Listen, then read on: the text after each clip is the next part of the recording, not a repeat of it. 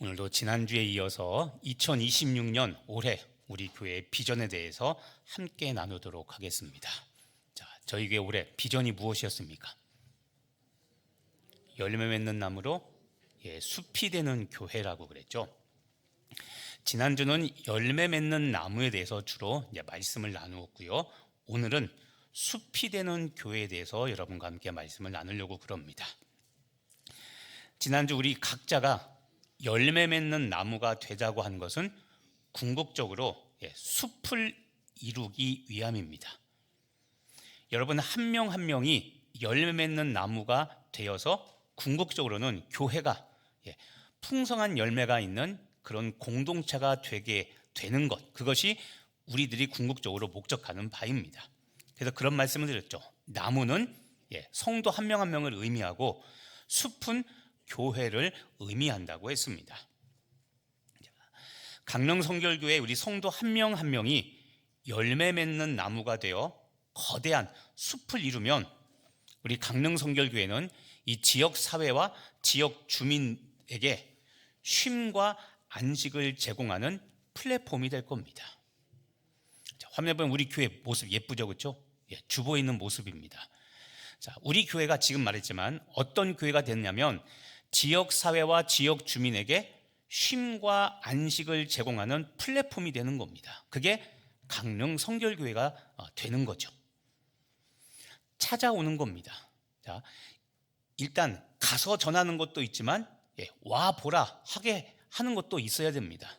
그런데 교회는 건물이 아니라 단순히 건물이 아니라 사람들이 오는 공간이 되어야 되는 겁니다. 건물이 아니라 여러분 공간이라는 개념이 굉장히 중요합니다. 우리는 사랑하는 교회니까 당연히 오지만 의외로 교회의 문턱이 높습니다. 그래서 우리가 이것을 자꾸 낮춰야 됩니다. 사람들이 알아서 찾아오도록 만드는 것, 그게 우리가 해야 될 교회의 모습인데 그렇게 되기 위해서 먼저 내가 열매 맺는 나무가 돼야 된다고 지난주 말씀드린 겁니다. 지역사회 주민들이 교회로 찾아오면 직간접적으로 복음을 접할 기회가 생기게 됩니다. 그래서 궁극적으로는 찾아오는 분들이 예수님을 만나서 그들도 예수님을 구주로 영접하고 천국 백성 되는 것, 구원의 기쁨을 누리게 하는 것, 이것이 우리 교회가 앞으로 나아갈 강릉 복음화의 방법입니다.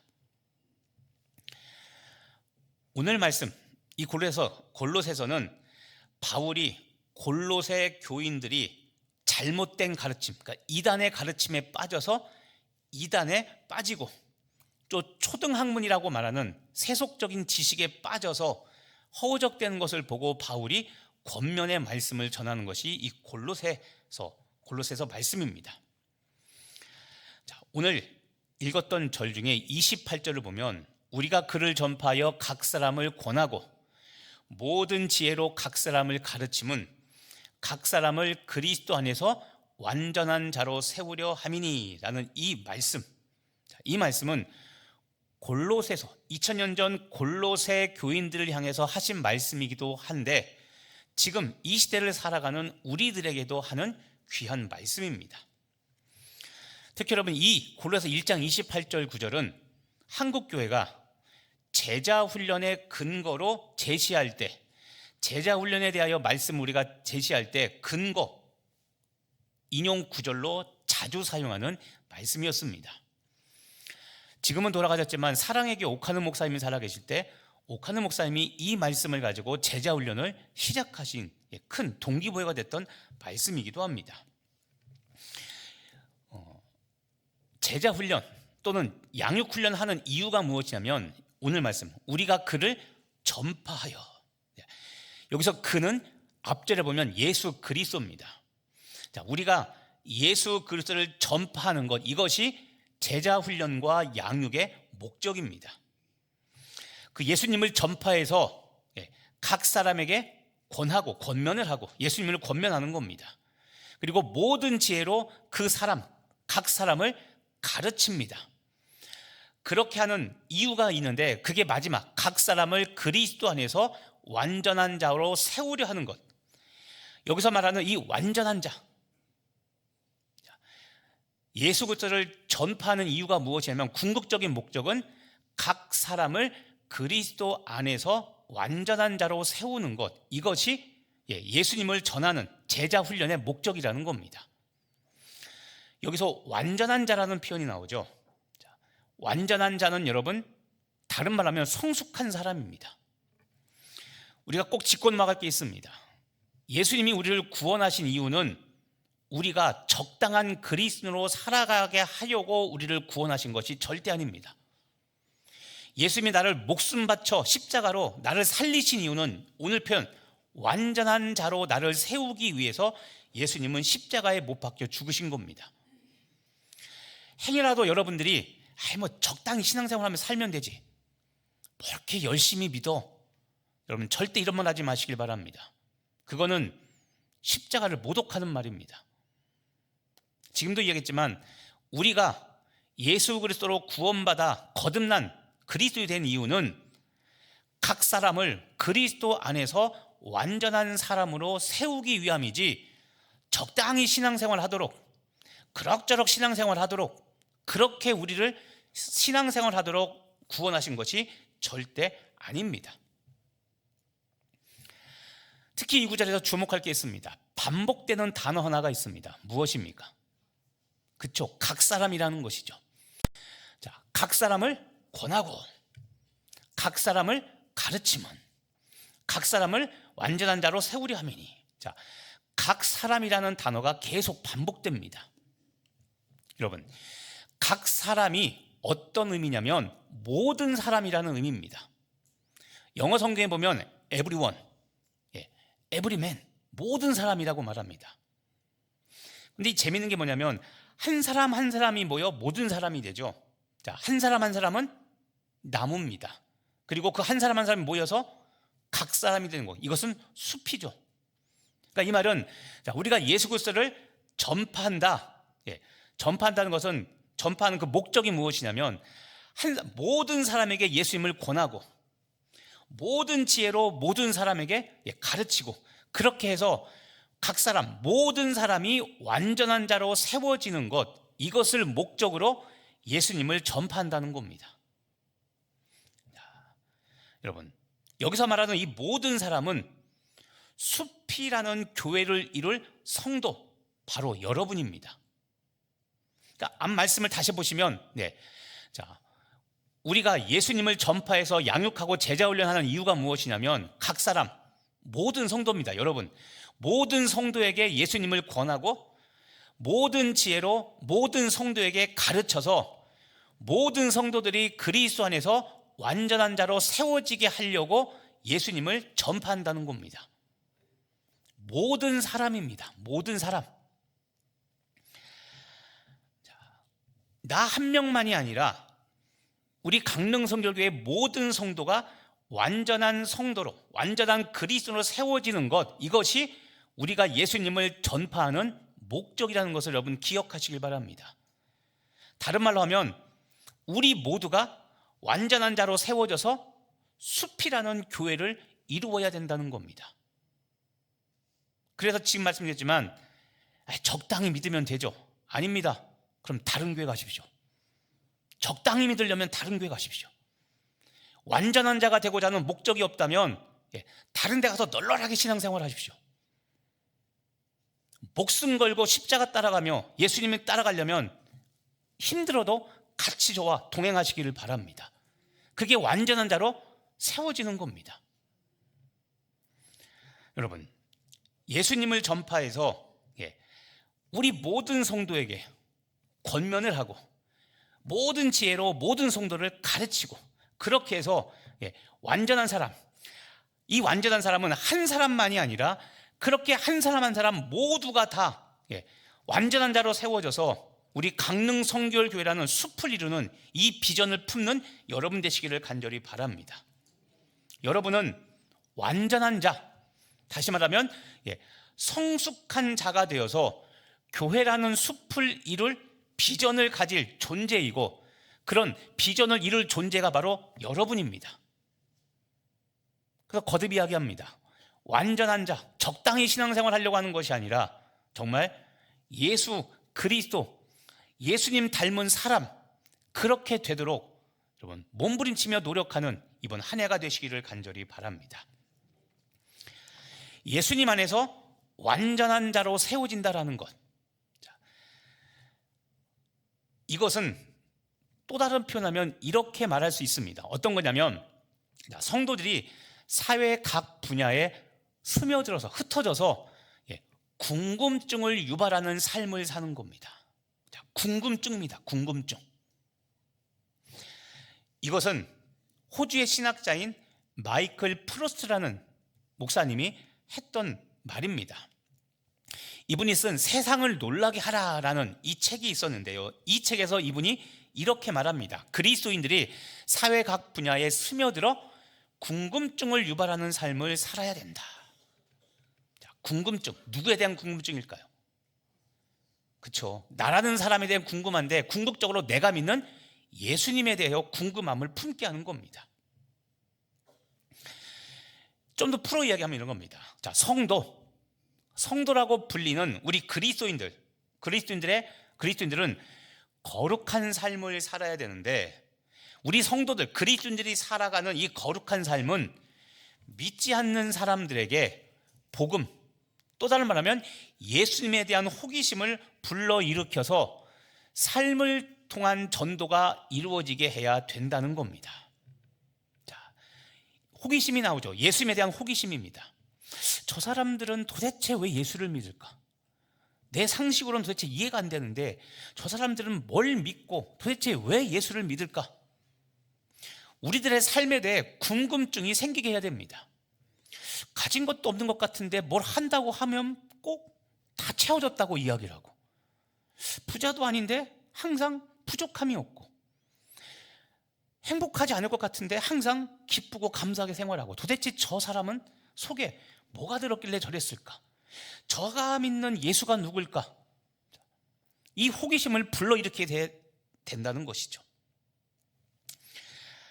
여러분 기억하십니까? 1년 전에 우리가 자체 부흥이 됐죠. 그때 제가 코로나 이야기를 한 적이 있습니다. 왜냐하면 코로나가 굉장히 이 현대사회를 이끌어가는 핵심 추진력 결과가 이제 그런 거죠. 그렇기 때문에 그랬다고 했습니다. 그때 제가 그런 이야기를 했습니다. 미국 교회는 코로나가 끝난 다음에 오히려 교회가 부흥했다고 그랬죠. 제가 3년 전에 세미나 참여했다가 신학교 교수님이죠. 목사님이면서 이분이 논문을 썼는데 그거를 발표하는데 보고 충격이었습니다. 우리 한국은, 그렇죠, 우리는 우리가 사는 나라만 보잖아요. 우리 한국은 코로나 이후에 교회가 다 어려워졌습니다. 60에서 70% 정도, 100%에서 60에서 70%로 성도들이 급감했고, 지금도 회복세에 있는데 여러분, 이전의 회복세로 돌아온 교회는 많지 않습니다. 거의 없다고 봐도 무방합니다. 돌아오긴 돌아왔지만 코로나 이전으로 회복된 교회는 정말 많지 않습니다. 한국 교회는 이런데 미국 교회는 오히려 부흥했다. 이유가 뭔지 기억하십니까? 제가 그때 그런 얘기했죠. 왜 미국 교회는 코로나 이후에 부흥을 했을까? 교회 건물을 선별 검사소와 환자 병실로 내어줬다고 그랬죠. 여러분들도 아마 이 논쟁을 해보실 수 있을 겁니다. 그런데 제가 어떤 의견을 갖고 있는지 모르니까 제가 비판한다고 생각하지 마, 들으십시오. 코로나가 터졌을 때 한국교회는 서로 싸웠던 게 있습니다. 그게 뭐냐면 온라인 예배가 예배냐? 이거 가지고 싸웠습니다. 그 다음 목숨 걸고 현장 예배 지켜야지 왜 치사하게 비겁하게 집에서 예배 드리고 하냐? 이 문제 가지고 우리가 싸웠습니다. 그리고 한 몇 개월 동안은 교회에서 진짜 교회를 폐쇄했죠. 이것에서 여러분이 각자 생각이 있을 수 있습니다. 그런데 여러분, 지금은 코로나가 끝났고 이제는 코로나가 끝난 결과를 보고 우리가 그때 선택했던 것들이 어떤 결과를 가져왔는지를 냉혹하게 비판해 봐야 됩니다. 한국교회는 지금 말한 것처럼 예배가 중요하다, 하나님이 중요하다, 우린 이것을 고수했습니다. 다는 아니죠. 어쨌든 대부분의 교회들은 정부 시책에 따랐습니다. 그런데 그러면서도 이를 부득부득 갈기도 했고, 과연 이게 옳은 신앙이냐 따진 분도 있었을 겁니다. 그런데 문제가 무엇이냐면, 무엇이 옳다 그르다를 떠나서 코로나가 끝나고 나서 보니까 한국 교회와 미국 교회가 상반된 결과를 가져왔다고 그랬죠. 우리가 알다시피 코로나 이후 한국교회는 이미지가 너무 하락되어서 한국교회 전반적인 위험, 성도 감소가 더 급락했습니다. 경사도가 더 급격하게 기울어졌습니다. 별거 아니지만 이런 겁니다. 아까 우리 그런 얘기했죠. 지역사회와 지역 주민들이 찾아와서 안식하고 쉼을 누리는 플랫폼이 우리 교회가 되자는 이야기를 했습니다. 그게 숲이 되는 교회라고 그랬죠. 코로나를 타잔시적 삼아서 우리가 미래를 다시 재설계해야 됩니다. 과거는 지나갔으니까 잘잘못 같은 거 따지지 말고 그 과거의 데이터를 가지고 우리가 지금 현대사회가 어떤지를 다시 냉철하게 보고 교회가 앞으로 어떤 방향으로 나아갈 것인가를 우리가 명확하게 설계를 해야 됩니다. 근데 그 중에 하나는 과거에는 여러분 교회가 자연적 성장을 했습니다. 이게 1980년대 말까지 한국교회의 모습입니다. 그때까지는 전도를 안 한 게 아니라 전도를 했는데 자연적 성장이랑 내가 전도한 것보다 사람들이 더 많이 오는 겁니다. 쉽게 말하면 그게 자연적 성장입니다. 그런데 지금은 과거보다 10배, 20배 노력을 해도 성도들이 아니라 사람들이 교회에 찾아오지 않는 시대입니다. 전도의 열정이 식었다고 말하진 않겠습니다. 전도를 안 한다고 말하진 않겠습니다. 그런데 예전에 하는 만큼 예전처럼 해서는 전혀 반응, 결과물이 없다는 겁니다. 이것은 사람들이 종교에 대해서 관심이 없어졌기 때문입니다. 기억하십니까? 한국교회, 우리 교회는 지금 타 종교와의 싸움이 아닙니다. 뭐와의 싸움인지 기억하십니까? 무종교와의 싸움입니다. 무종교와의 싸움. 현대 한국인들의 54%, 56%는 종교에 관심이 없다입니다. 우리가 말하는 전한 진리 이런 것이 아니라 종교 자체에 관심이 없어서 어느 종교도 믿지 않습니다. 이번에도 한국 리서치에서 조사한 2025년 조사가 있습니다. 좋은 거는 기독교가 1등입니다. 종교가 있다는 사람 중에 20%가 기독교고 16%가 불교입니다. 우리는 불교를 못 이겨서 그렇게 안달이었는데 코로나 이후에 기독교가 더 높습니다. 근데 문제는 이거에 만족할 게 아니라 지금 우리가 사는 세상의 절반 이상은 종교 자체에 관심이 없습니다. 지금 이 시간에 동아리 활동하고 날씨 추워도 사람 만나서 다른 데 가서 놀고 종교라는 것 자체에 사람이 관심이 없습니다. 그러면 다시 돌아가면 우리 강릉성결교회 지역 주민과 지역 사람들이 찾아오게 해야 되는 것, 우리가 숲을 이루고 있어야 되는데 우리끼리 싸우고 있고 우리가 하는 것들이 세상과는 너무 동떨어진 것들, 이건 세속화되는 것이 절대 아닙니다. 지금 한 것처럼 사람들이 교회로 찾아오게 하려면 세상 사람들이 관심 있는 것을 가지고 우리가 좀 이런 말로 미끼를 던져서 그분들이 올 수 있도록 만들어야 되는데 오직 교회는 믿는 사람끼리 똘똘 뭉쳐 친교 공동체로 바뀌어 있다고 했죠. 이게 가장 큰 문제점 중에 하나라고 그랬죠. 전도를 안 하는 것은 아닌데 세상 사람들의 눈높이를 우리는 맞추지 못한다는 치명적인 약점이 있습니다. 자, 보세요. 우리끼리 모여서 주여, 아버지, 자, 이런 말 하면 좋죠. 우리는 좋아요. 근데 세상 사람들은 보면 이런 말 하면 저게 도대체 뭐 하는 얘기인지. 공감대가 형성이 안 됩니다. 공감대. 자, 여러분, 그래서 부탁합니다. 지난주 여러분 각자가 열매 맺는 나무가 되어달라고 부탁한 것, 이것은 첫 번째는 여러분의 개인을 위한 겁니다. 그런데 개인만이 아니라 교회 공동체를 위한 것이기도 합니다. 특히 여러분이 열매 맺는 나무가 그래야 숲을 이룰 수 있습니다. 착각하면 안 됩니다. 제가 그랬죠. 신앙은 하나님과의 1대1의 만남입니다. 교회가 좋고 교회가 좋은 시스템을 갖추는 것, 그거 이전에 여러분들이 열매 맺는 나무가 그래야 우리가 숲을 이룰 수 있습니다. 나무가 다 말라 죽었는데 여러분, 숲이라는 게 이루어질 수 있습니까? 없죠. 민둥산은 있죠. 근데 민둥산을 숲이라고 말하지 않죠. 제가 삼척이나 동해를 가다 보면 민둥산, 나무가 띄엄띄엄 산을 봅니다. 장로님이나 누가 이야기합니다. 목사님, 이게 그 예전에 유명했던 강릉 산불나서 다 타서 지금 나무 세워진 겁니다. 저도 그 얘기 듣고 압니다. 근데 여러분 한 명 한 명이 열매 맺는 나무가 되어야 우리 강릉 성결교회가 숲이 되고, 그래야 지역 사람들이 찾아오게 되는 겁니다. 소문을 듣고. 그래서 지난주는 열매 맺는 나무에 대한 이야기를 하는 것이고, 오늘은 숲에 대한 이야기를 하되, 역시 여러분 한 명 한 명, 아까 그랬죠, 각 사람, 모든 성도라고 했죠. 모든 사람, 소수의 몇 사람, 목사만, 장로님만, 권사님만, 목자만이 아니라 여러분 모두가 다 열매 맺는 나무가 되는 비전을 가지고 그렇게 열매를 맺으셔야, 그래야 온전한 자로 세워져 우리 강릉 성결교회가 숲이 된다는 것을 기억하시고, 여러분이 열매 맺는 나무가 되는 비전, 그리고 숲을 이루는 비전, 교회가 되는 비전을 잊지 마시는 여러분 되길 간절히 바랍니다.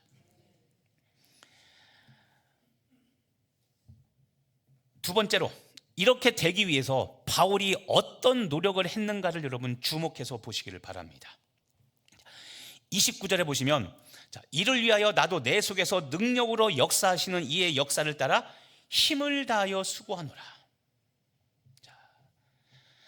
바울은 완전한 자로 세워지기 위해서 내 속에서, 자기 자신 속에서 능력으로 역사하시는 이의 역사를 따라 힘을 다하여 수고한다고 했습니다. 여기서 첫 번째 주목할 것은 내 속에서 능력으로 역사하시는 이입니다. 누굴까요, 이분이? 맞습니다. 하나님인데, 구체적으로 성령님입니다. 성령 하나님입니다. 능력 이야기 나오죠. 능력. 물론 하나님도 능력의 하나님입니다. 그런데 구체적으로 성령의 능력을 말하는 겁니다. 여러분, 바울은 성령의 능력을 가지고 완전한 자로 세워지기 위하여 노력했습니다. 이 표현, 힘을 다하여 수고하노라. 여러분도 열매 맺는 삶을 위해서 성령님의 능력을 따라 힘을 다해 수고하시는 여러분 되길 간절히 바랍니다. 여기서 중요한 게 있습니다. 지금 성령님 이야기했죠. 내 속에서 능력으로 역사하시는 이 성령 하나님입니다. 여러분, 지난주 주야로 말씀을 묵상하면 두 가지, 철을 따라 열매를 맺고 잎사귀가 시들지 않는다고 그랬죠. 근데 그 중에서 두 번째, 잎사귀가 시들지 않는 것, 이것을 신약 성경에서는 성령 충만이라고 말한다고 그랬죠. 그래서 말씀 충만은 곧 무슨 충만이라고요? 성령 충만이라고 했죠. 잊지 마시라고 그랬습니다. 똑같습니다. 기억해야 할 게 뭐냐면, 여러분, 말씀과 성령님은 함께 역사합니다. 왜냐하면 모든 성경은 하나님의 감동으로 된 것이에요. 여기서 감동이라는 단어가 성령님과 같은 어원입니다. 다시 말하면 모든 성경은 하나님의 성령으로 된 겁니다. 성령님이 직접 쓰신 겁니다. 그래서 말씀이 있는 곳에는 반드시 성령님이 역사합니다. 그래서 말씀 묵상하라는 겁니다. 기억하시죠? 목회자 의존형 신앙이 되지 마시고 자립형 신앙이 되라고 그랬죠. 자립하려면 여러분 스스로 말씀을 읽어야 되고, 스스로 말씀을 봐야 되고, 읽었을 때 깨달을 수 있어야 됩니다. 이것은 목회자만 갖고 있는 능력이 아니라고 그랬죠. 모든 성도가 할 수 있는 능력이라고 그랬습니다. 그래서 그거 훈련하자고 수요 예배 때 말씀 묵상 학교로 지금 세미나로 진행하고 있는 것이죠. 다른 말로 하면, 여러분, 말씀과 성령이 함께 역사한다는 말은 말씀이 역사하시는 곳에는 성령님이 역사하시고, 성령님이 역사하시는 곳에는 말씀이 역사한다는 겁니다. 둘은 뗄래야 뗄 수 없는 불가분의 관계입니다. 아까 말씀드린 시편 1편, 3편에 잎사귀가 시들지 않는다는 이 말씀이 말씀 충만과 성령 충만이 같다는 걸 의미한다고 했는데, 신약 성경에도 이와 똑같은 사례가 있습니다. 사도행전 10장과 11장에 가면 10장 마지막 부분에서 11장으로 넘어가는데, 그때 사건 하나가 있습니다. 여러분, 무엇이냐면 초대교회에 나타난 성령의 부흥, 성령의 역사는 말씀의 부흥의 역사였습니다. 사도행전 10장에 가면 큰 사건 하나가 등장합니다. 사도행전에서 굉장히 중요한 사건 하나, 그게 뭐냐면 고넬료가 세례받는 사건입니다. 세례는 흔한 건데 왜 특이하냐면 고넬료는 이방인이었습니다. 예수님 당시 유대인들은 구원은 자기들만의 것이라고, 잘못된 선민 사상에 빠져서 자기들만 구원이 있다고 생각했고 이방인들은 구원받지 못한다고 생각했습니다. 이방인 너희가 구원받으려면 잘못된 구원관 할례를 받아라. 그리고 말씀에 순종해라. 할례가 문제가 되죠. 그런데 어느 날 우리가 아는 사건이 있습니다. 베드로가 환상을 봤는데 하늘에서 뭔가 내려오죠. 보자기에 쌓여서 보니까 먹어도 되는 음식입니까? 먹으면 안 되는 음식입니까? 그렇죠. 먹으면 안 되는 음식이 내려왔습니다. 레위기에서 부정하다고 하는 음식들이 있는 겁니다. 그런데 하늘에서 어떤 음성이 들립니까? 그렇죠. 먹어라. 빨리 먹어라. 베드로가 말씀을 잘 알고 있기 때문에 먹을 수 없습니다. 거절했습니다. 두 번째 환상 똑같이 나타납니다. 또 하늘에서는 먹어라. 베드로는 안 됩니다. 못 먹습니다. 세 번째 되고 나니까 베드로가 다시 생각하게 됩니다. 왜냐하면 하나님의 음성은 분명한데 지금 먹으라는 것은 부정한 겁니다. 이게 굉장히 해석이 좀 난해한 겁니다. 율법엔 금지한 건데 하나님이 나타나서 율법에 금지한 거 하라고 하니까 이거 너무 어려운 혼란스러운 상황이죠. 그런데 베드로가 깨닫는 게 있습니다. 그게 무엇이냐면 그래서 받아 먹습니다. 베드로가 나중에 알게 되죠. 깨닫게 된 게 무엇이냐면 이게 유대인들이 더럽다고 생각한 이방인들도 하나님이 구원하시게 됐다는 것을 비로소 깨닫게 됩니다. 이 사건이 있은 이후에 10장 말미에 가면 지금 말하는 고넬료 세례 사건이 등장합니다. 왜 그러냐? 베드로는 이전과 똑같은 생각. 우리 유대인들만 구원받았고 저 사람들 이방인들은 구원받지 못해서 세례 주면 안 된다고 생각했는데 그들의 고정관념이 깨지게 된 겁니다. 근데 이때 재미있는 게 바로 이 표현입니다. 고넬료가 구원받고 나서 세례받고 나서 그 다음에 이방인들에게도 성령 세례가 부어지기 시작합니다. 사도행전 10장에서. 그게 사도행전 10장 지금 45절 말씀입니다. 이방인들에게도 성령 세례가 부어지는 것으로 이 사건이 일어나 유대인들이 깜짝 놀랍니다. 이거 뭐야? 우리만 성령 세례 받았는데 왜 이방인이 세례 받고 왜 구원받아? 그들의 고정관념이 다 깡그리 무너졌습니다. 하나님의 뜻을 보여준 것이죠. 자, 성령을 부어주심으로 이게 성령 세례, 성령 충만과 같은 단어입니다. 그런데 여러분, 성령 세례 받고 성령 충만했다는 이 사도행전 10장의 이 말씀을 그 다음 바로 11장에 가서 뭐라고 기록하고 있는지 아십니까? 이방인들도 하나님의 무엇을 받았다? 말씀을 받았다라고 기록하죠. 자, 이게 중요한 겁니다. 성령 세례와 성령 충만 그리고 말씀 충만을 똑같이 이야기하죠. 그래서 제가 지난주에 얘기했습니다. 우린 성령 충만이라고 생각하면 은사적인 부분, 능력, 성령의 은사를 받는 것만 성령 충만이라고 생각하는데 틀린 게 아니라 맞습니다. 그런데 반만 맞다고 그랬죠. 지금 말한 성령 충만은 무슨 충만입니까? 말씀 충만이죠. 이럴 수 있습니다. 하나님께 심판받으러 갔습니다. 하나님이 너 왜 성령 충만하게 안 살았어? 내가 널 위해서 십자가 지고 예수도 주고 성령도 부어줬는데 너 왜 성령 충만하지 않았어? 성령은 은사적인 부분입니다. 그런데 이 사람이 이렇게 말합니다. 하나님이 안 주셨잖아요. 은사 안 주셨잖아요. 누구 탓합니까? 하나님 탓하죠. 그럼 하나님이 할 말이 있을까요? 없을까요? 없죠. 그런데 은사적인 부분이 아니라 성령 충만은 말씀 충만도 반드시 들어가 있습니다. 이 말은 성경은 특정한 사람에게만 줬나요? 지금 성경책 안 갖고 오신 분, 스마트폰 성경이라도 안 갖고 오신 분 있습니까? 성경은 다 있죠. 자기 성경 말씀 보면 볼 수 있습니까? 못 봅니까? 볼 수 있죠. 내가 안 본 거지 누가 못 보게 한 게 아닙니다. 그러니까 하나님이 말씀하시는 겁니다. 너 성령 충만하라고 말씀 충만하라고 성경 정리해. 너 안 읽었지? 이놈의 자식아. 내가 혼나게 됩니다. 내가 핑계할 수가 없는 겁니다.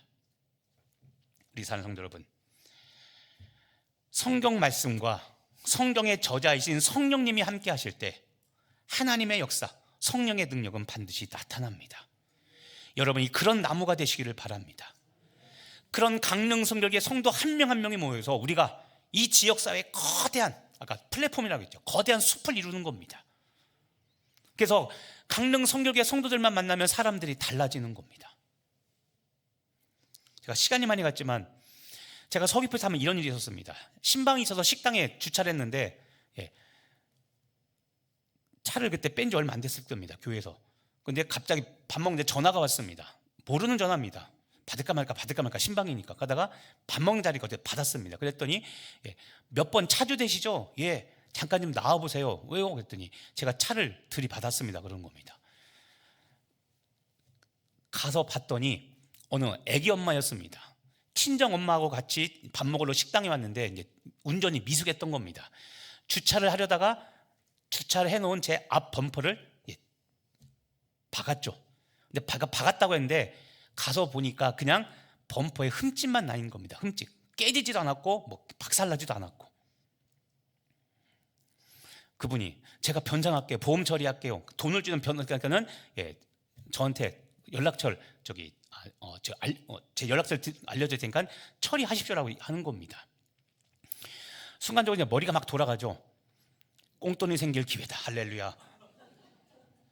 범퍼값 20만 원, 30만 원 달라고 하면 그 당시 될 테니까요. 근데 얘가 있죠. 찌그러지지도 않았고 깨지지도 않았고 그냥 흠 잠깐 난 겁니다. 이해하겠습니다. 괜찮습니다. 이 정도는 그냥 어디 가다가 돌에 부딪혀도 생기는 기스 정도니까 염려하지 마십시오. 그냥 걱정하지 마시고 제가 그냥 탈 테니까 밥 편하게 여기서 드십시오라고 이야기했습니다. 그 애기 엄마는 계속 어떻게 그렇게 할 수 있어요? 변상에 드려야죠. 그분이 거절합니다. 아닙니다. 괜찮습니다. 대신 순간적으로 이분이 교회를 다니는지 안 다니는지 모르겠지만 이분에게 어쨌든 예수님을 소개할 수 있는 기회이고 교회에 대한 긍정적인 이미지를 갖게 할 기회라고 생각해서 제가 명함을 드리며 혹시라도 문제가 있으면 제가 연락을 드리겠습니다. 그런데 그렇지 않은 이상 염려하지 마시고 편하게 식사하시고 저는 교회 목사입니다. 그러니까 걱정하지 마시고 제가 협박하거나 그러지 않을 테니까 뺑소니라고 얘기하지 않으니까 걱정하지 마시고 저를 믿고 편하게 식사하시고 돌아가십시오. 안 주셔도 됩니다라고 했습니다. 3부 때 밥 많이 드시기 바랍니다. 네. 그 위에 그분이 교회를 다녔는지 안 다니는지는 모릅니다. 하지만 제가 그때 일반 세상 사람들처럼 고치지도 않을 거지만 기스만 났으니까요. 그러니까 돈을 받고 할 수 있었지만 그렇게 하지 않고 거절하고 괜찮다고 안심하고 식사하라고 하시고 그냥 나중에 교회라도 올 기회가 되시면 혹시 저희 교회 오시면 감사하겠습니다 하고 끝냈습니다. 어쨌든 그분이 어떻게 된지 모르겠지만 그분은 교회나 목사에 대한 기분이 이미지가 나쁘지는 않았을 겁니다. 내가 복음을 전할 수 있는 방법이었죠.